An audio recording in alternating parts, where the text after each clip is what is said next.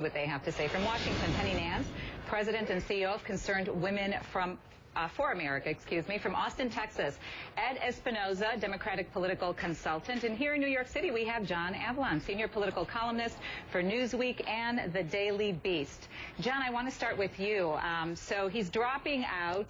He's polling at 1% in South Carolina. Does it matter? It does matter because it's a surprising move given that he just received the endorsement from the state, which is South Carolina's largest newspaper. But he had clearly failed that third-place finish in New Hampshire to convert that to a bump in South Carolina. It is, I think, actually a loss for the Republican field as well because he was very well regarded in terms of the substance of his campaign, running a civil campaign, but he took the risk of criticizing hyperpartisanship. The real surprise isn't just that he's getting out, but that the target of a lot of his criticisms is when he's endorsing later today, reportedly, Mitt Romney.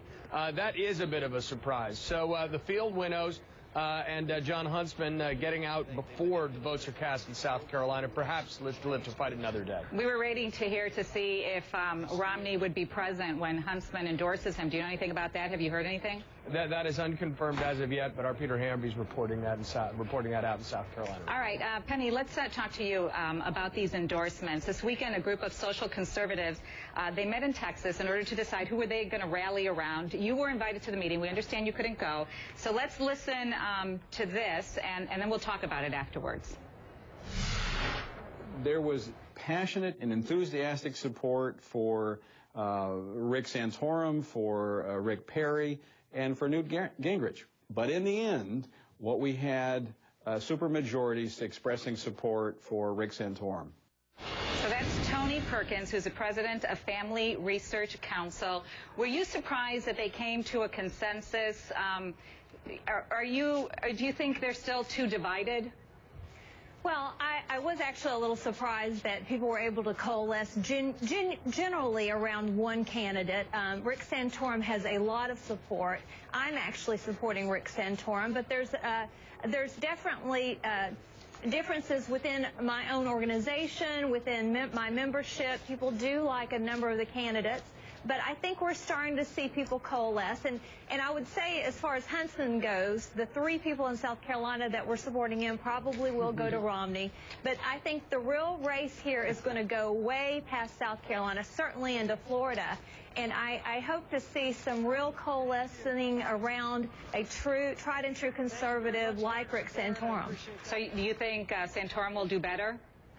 I expect that you're starting to see his numbers go up again. I'm very convinced that you're going to starting to see more movement around him, perhaps very similar to what you saw in Iowa.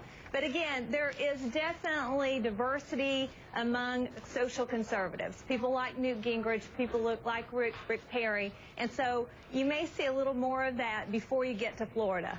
Ed, let's talk about endorsements here. The Washington Post and Pew Research Center conducted a poll about endorsements. Let's take a look at it. In essence, it says that endorsements do not make a difference in the average voter's decision. A local newspaper there, 75% said, their endorsement just does not matter. So what can these endorsements do for a candidate?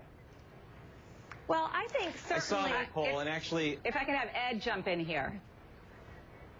Yeah, I saw that poll. I actually don't agree with the premise of it. And even the Washington Post said that it's probably skewed because when you ask people if it makes a difference, they say it doesn't. Although in the overall scheme of things, in the grand scale of the campaign, it probably does, if only subconsciously. Here's the issue with this endorsement from Huntsman in particular, is that he doesn't have much of a constituency. He's polling at about 4% in South Carolina. He's going after Republican moderates. There's not very many in this primary. What does Romney gain from that endorsement? His problem is with conservatives. Huntsman's not a conservative. So the endorsements heading into South Carolina, they can add up. This one in particular, I don't think does a whole lot. John, chime in on that. Yeah, look, John Huntsman actually had a very conservative record as governor of Utah on fiscal issues. I think the key for John Huntsman's supporters, the reason the endorsement does matter, is that all of Huntsman's supporters will end up going to Mitt Romney because he's the only other candidate on the center right. So every little bit helps, especially if Romney's trying to pull out a win in South Carolina and then looking to Florida.